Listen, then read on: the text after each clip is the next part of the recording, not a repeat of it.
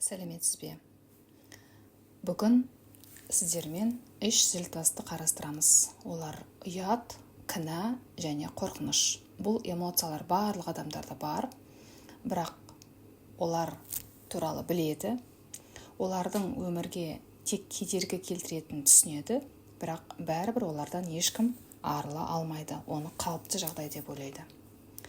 Бұл тақырыпты түп тамырымен емдеу үшін ең алдымен біз ата-бабамыздың бағдарламаларынан бастаймыз. Ұят, кінә және әлеуметтік қорқыныш бұл инстинктивті емес. Бізге бала кезімізден сіңірілген сезімдер. Олар соншалықты терең енгізілгендіктен адам көбінесе ұят немесе кінә күйінде жүрген өзде байқамайды. Одан да маңыздысы, бұл сезімдер сізге сәтті трансформация жасауға кедергі келтіреді.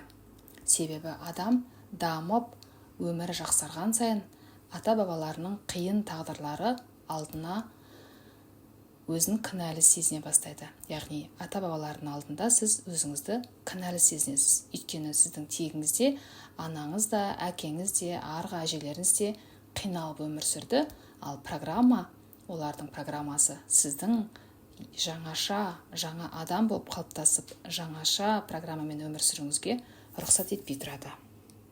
Оны сіз бейсаналы түрде жасайсыз.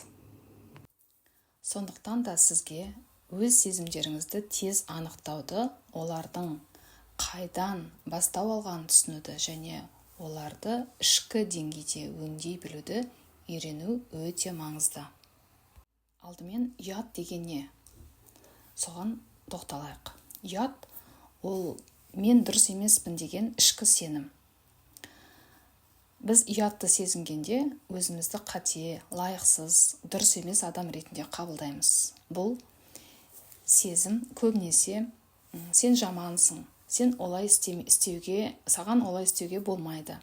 Адамдар не дейді деген сөздер арқылы санаға бекітілді бала кезіңізден бастап. Енді өзіңіздің есіңізге түсіріңіз. Сіз қаншалықты бала кезіңізде ата-анаңыздан осындай ескертулерді алдыңыз. Енді бейсаналық сценарийлер сіздің дамуыңызға, санаңыздың өзгеруіне, жақсы тегіңізден бөлек ерекше өмір сүруге қалай әсер етеді, соған тоқталамыз. Бейсаналық сценарийдің бірі өзіңізді басқалардан төмен сезіну. Ол қайдан келді? Ол сіздің тегіңізден келді. Өйткені сіздің анаңыз, әкеңіз қазіргі сіз сүріп жатқан сияқты заманда өмір сүрген жоқ. Олардың өмірінде әлде қайда көп қираулар, көп депрессия, көп апатия, көп реніштер, қуғын сүргіндер, мүмкін қол көтерулер, осындай оқиғалар болды. Енді сіз өзіңізді басқалардан төмен сезінуіңіз, егерде сіз бақытты болып кетсеңіз, ата-анаңыз сізге, ата-ананың энергиясы сіздің ішіңізде бар. Сол энергия сіздің бақытты болуыңызға рұқсат етпей тұрады. Ол энергия сіздің тегіңізден келіп тұр. Енді екіншісі, өз қалауыңызды екінші орынға қою. Ол қалай орын алады? Сіз өзіңіздің қалауыңызды емес, басқалардың қалауын орындау. Ол өзіңізді кінәлі сезіну, өзіңізді айыптау, өзіңіз бақытты болуға және өзіңіз қалаған өмірді құрастыруға өзіңізден ыңғайсыз сезіну. Ол сезімдер де сізге бала кезіңізден, яғни ата-аналарыңыздың эмоцияларынан пайда болды. Ата-баба тектегі ата-бабаның системасы, яғни ата-анадан ары қарай тараған ата-бабалар, олардың эмоциялары энергетикалық деңгейде де, физикалық деңгейде де, эмоционалдық деңгейде де, менталды деңгейде де сіздің өміріңізге тікелей әсер етеді. Өзіңізді көрсетуге қорқу, ол да сіздің ата-анаңыздың қойылған шектеулері.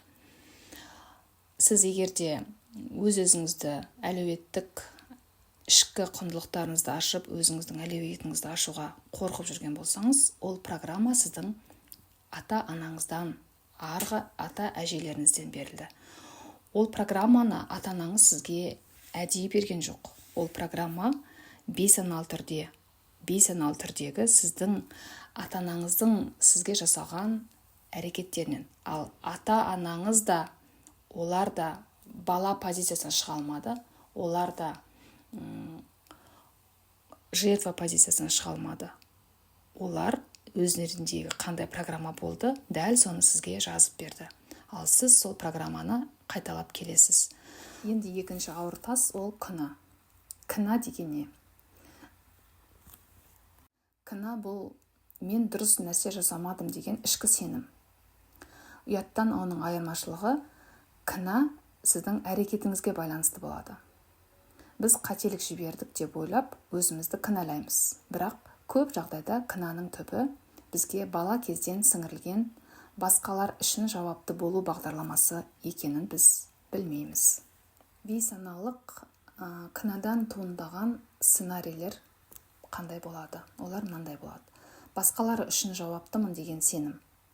Яғни ата-ананың жауапкершілігін алу, немесе басқа да бауырлардың жауапкершілігін алу, немесе өзінің жауапкершілігін ұмытып, жолдасының жауапкершілігін алу, немесе тағы да басқалардың жауапкершілігін алу.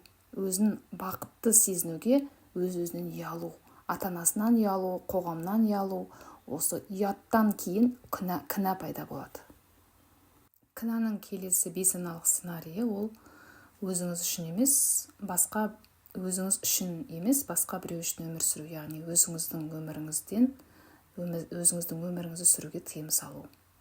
Ол да сіздің ата-анаңыздың алдындағы өзіңізді кінәлі сезінуіңіз, өзіңізді айыптауыңыз, өзіңізге рұқсат бермеуіңіз осыдан туындаған. Ал келесі қуаныш сезінуге рұқсат бермеу. Ол қайдан туындады? Өйткені сіз ата-анаңыздың үнемі тұнжырап жүрген, ақшасыз жүрген, қорқып жүрген, кінәлі сезініп жүрген, айыптап жүрген сездіңіз, көрдіңіз бала кезіңізде. Сіз соның барлығын сіңіріп алдыңыз санаңызға, ойыңызға, энергияңызға, денеңізге. Енді сіз өзіңізге қуаныш сезінсем, мені айыптайды. Қуансам, мені кінәлайды. Қуансам, мені жазалайды деп ойлайсыз.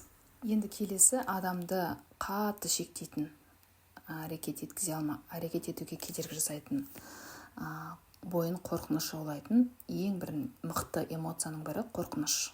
Қорқыныш деген не? Қорқыныш бұл сізге қауіп қатерден сақтайтын, бірақ көбінесе дамуыңызға кедергі келтіретін ауыр сезім. Бала кезде ата-ананың қараңғыға барма, бөтендермен сөйлеспе, қатерлі іс жасама деген сөздер сізге қорқыныш бағдарламаларын қалыптастырды.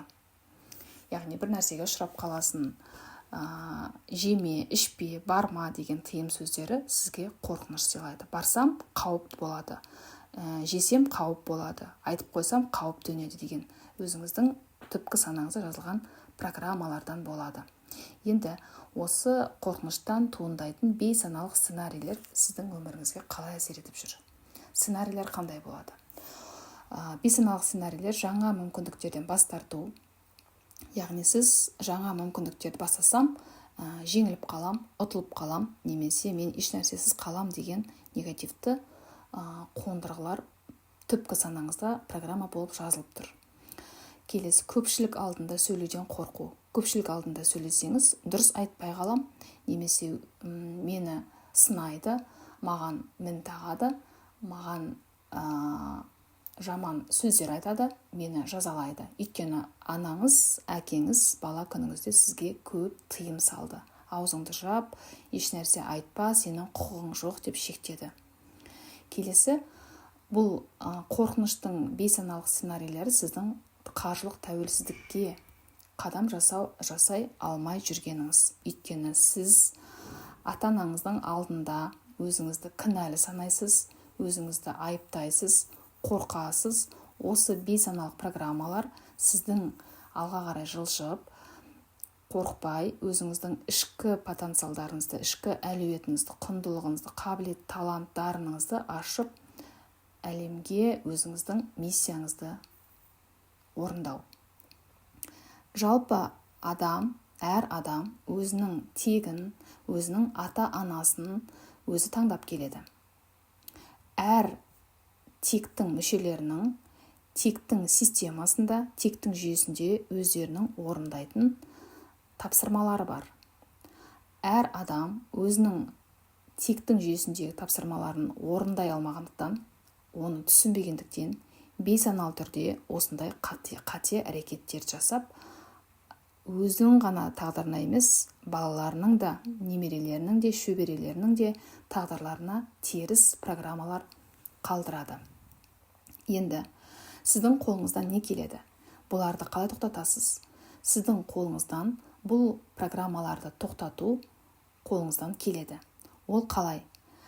Ата-анаңыз бен өзіңіздің программаларыңызды ерекшелеп айқындау және олардың ауыр программаларын өздеріне қайтарып, өзіңізге жаңа жақсы программалар қалыптастыру. Оны расстановка деп атайды.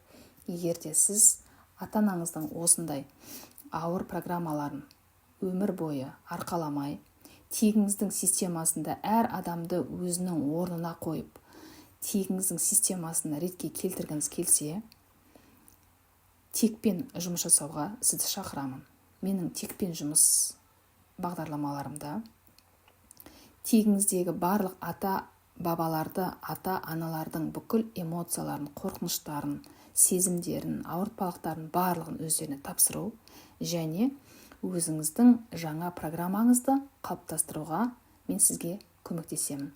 Ол практикалық расстановка, медитациялар және трансформациялық ойындар арқылы мен сізге көмектесе аламын. Сіздің әрбір өзіңізбен жасалған практикаңыз, практикалық жұмысыңыз, ол өзіңіздің жаңа меніңізді қалыптастыруға көмектеседі.